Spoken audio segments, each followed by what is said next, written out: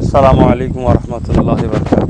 দূরে কাছে দেশে বিদেশে যেখানে আছেন প্রতিটা আমার ভালোবাসার মানুষকে এবং ইসলাম ধর্মের মানুষকে আমার ঈদুল আজহার মোবারকবাদ জানাই, ভালোবাসা জানাই। ঈদ খুশি, ইসলামের ইতিহাসে ঈদুল আজহার একটা বিরাট গুরুত্বপূর্ণ বিষয় রয়েছে, যেখানে আব্বাজান ইব্রাহিম আলাইহিমুসসালামের ভালোবাসা, তিনার নিজের সন্তানকে আল্লাহর ভালোবাসায় কুরবানি দিবার যে খব দেখেছিলেন, সেটাকে তিনি আল্লাহর প্রেমের জন্য উৎসর্গ করার জন্য আগিয়েছিলেন। আল্লাহ তিনার ভালোবাসাকে তিনার ছেলের কুরবানির যে ভালোবাসার যে নিদর্শন দিয়ে দেখাতে চেয়েছিলেন, সেই হিসাবে উম্মতে মুহাম্মাদির জন্য সেই দিকে খেয়াল করে পছন্দ মতো নিজের মেহনতের হালাল পয়সা থেকে আল্লাহর ভালোবাসায় হালাল পশুকে কুরবানি করা, এটা হচ্ছে এই ঈদ।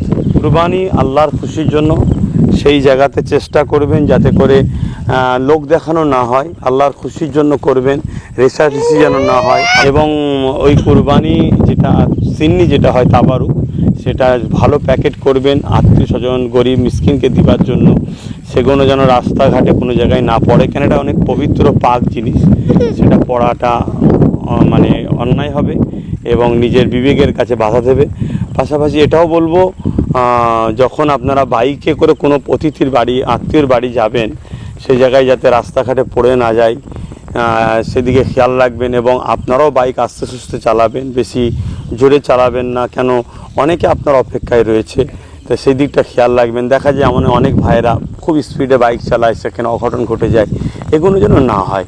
সময় অবশ্যই মূল্য আছে, কিন্তু জীবনের মূল্য অনেকটা বেশি, জীবনকে মূল্য দেওয়ার চেষ্টা করবেন। আরও বিষয় আছে যে কোনো শরিয়া সম্মত মশলা মশাইলের ব্যাপার, যেগুলো অবশ্যই আমরা যারা দিন ইসলামের অনুসারী মানুষ তারা জানি, সেগুলোকে পালন করবেন।